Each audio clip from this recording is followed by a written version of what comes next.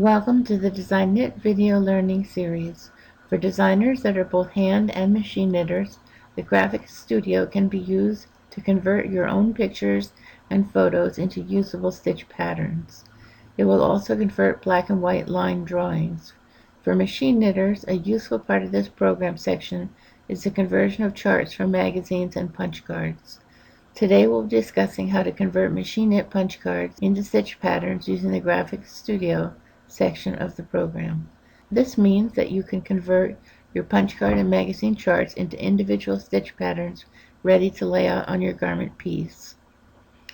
We're going to go to the last of the 5 separate sections shown here. This is Design Graphics Studio. In order to get a punch card into the computer, you first need to convert your punch card into a computer file. Take your punch card, lay it face down on your scanner bed of your computer, cover the punch card with a piece of black paper so the holes in the punch card will scan in black. Scan in this design and save this as a graphic file. The conventions in a new session of Design Knit is that it looks first in the Documents/My Pictures folder. If you open any graphic from any other folder, that folder will then become the default folder for subsequent opens and saves. Let's select a basket weave punch card. I'm going to use this button here to bring up the thumbnails, and I'm going to bring up this punch card. I need to use my minus magnifying glass to zoom out so that I can see the entire image. We're going to say image and type, and this needs to be a black and white diagram because we only have 2 colors in this design. OK to continue. The next thing to do is to turn the grid settings button on, and we're going to say here that this is a punch card 24 stitches wide, 48 rows high. Let's say the grid corners move independently in case the scan isn't quite straight. Let's say OK to continue.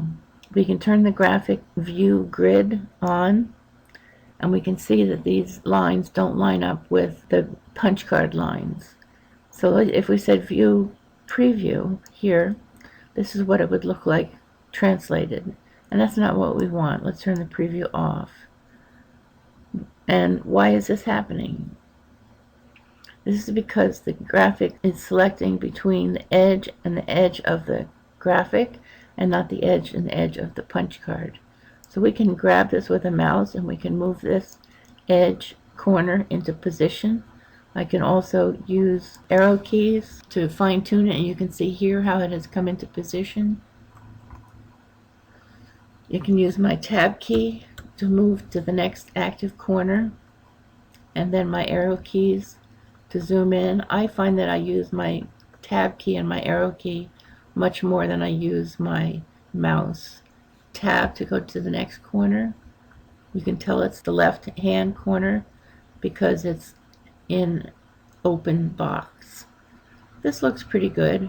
So let's do this preview conversion again. And yes, this is exactly what we want.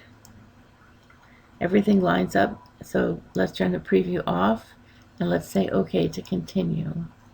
It says the settings can be saved for up to 25 image files. Save this settings. We're going to say yes, and this is because it saves the image placement of the grid lines for this, and it saves a graphic palette for your graphic. Yes to continue. I'm going to be knitting this on a Brother. Here it is, a Brother KH260. It's going to be knit in Fair Isle, and I'm going to say OK to continue. And now I have my basket weave pattern ready to go.